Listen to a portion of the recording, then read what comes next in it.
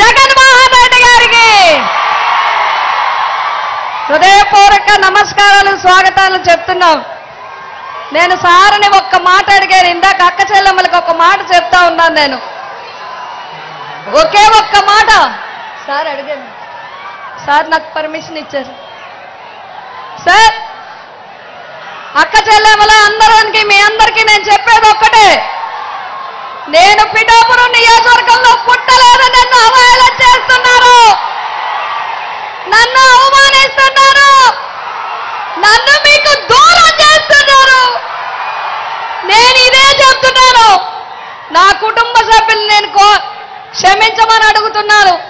నా పిఠాపురమే నా కుటుంబం అని, నా మాటే శాసనం. నా పుట్టుక పిఠాపురంకి దగ్గర చేయలేకపోతే నా అంతిమ యాత్ర పాదగయలోనే జరగాలి. నా ఆడపడుచులు, అన్నదమ్ములు నాకు పసుపు కుంకుమ పెట్టి నన్ను పంపించాలి. నేను పిఠాపురం నుంచే వెళ్ళిపోతాను, పిఠాపురం నుంచే వెళ్తాను. మీరు నన్ను పిఠాపురం నుంచే పంపించాలి.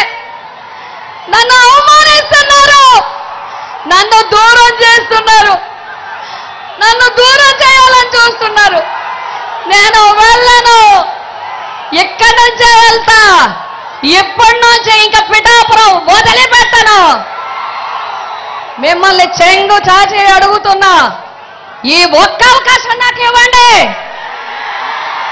నా బిడ్డ సాక్షిగా నియోజకవర్గాన్ని అభివృద్ధి చేసి చూపిస్తాను. ఆ కుక్కుటేశ్వర స్వామి, రాజేశ్వరి మాత అనుగ్రహం ఉంటే మళ్ళీ ఇక్కడే పుడతాను, మళ్ళీ పిఠాపురంలోనే పుడతాను.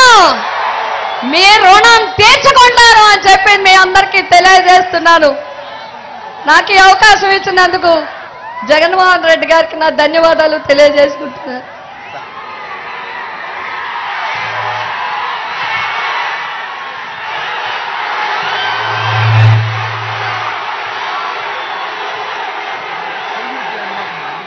Thank you.